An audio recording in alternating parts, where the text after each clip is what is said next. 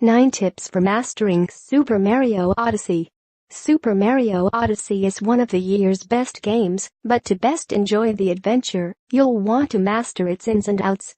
Whether you're playing for the story or practicing for a speed run, these tips will give you the knowledge you need to play efficiently and see all that the game's wonderful kingdoms have to offer. You can play the entirety of Super Mario Odyssey without ever using an amiibo, but if you want some quick collectibles or tips, they can help. Tapping some figures, like the official Mario Odyssey amiibo, as well as Diddy Kong and Classic Mario, will get you new costumes, while others give you a few extra coins.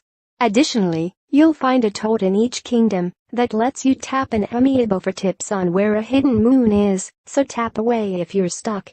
Whenever you can get up high, do it.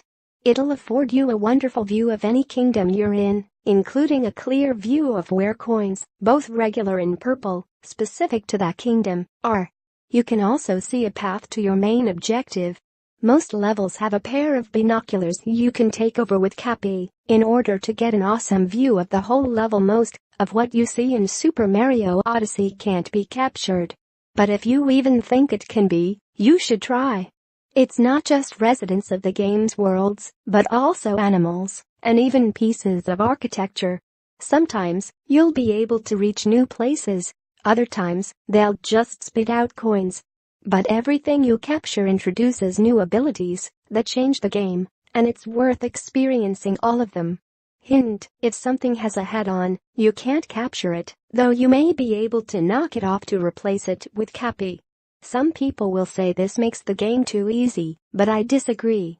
Some of the game's bosses ramp up the difficulty, and buying an extra set of temporary heart containers will be the difference between victory and playing the boss over again for a 6th time.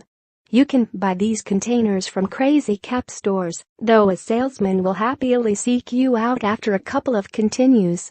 In the first several levels, some characters will remind you to read the action guide, which tells you how to perform the majority of Mario's acrobatic moves. It can be overwhelming, and all of the reminders can be annoying, but it's worth it. Memorizing the moves early makes it easier to get to hard-to-reach spots that likely contain moons, purple coins and other rarities.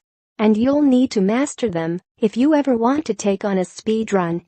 The worst part of Super Mario Odyssey is that some moves can only be pulled off with motion controls.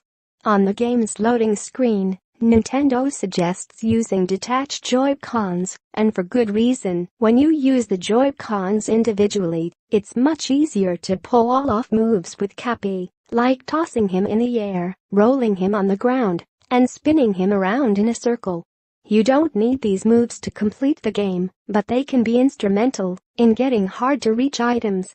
Dogs and rabbits in Super Mario Odyssey do more than wear cute hats.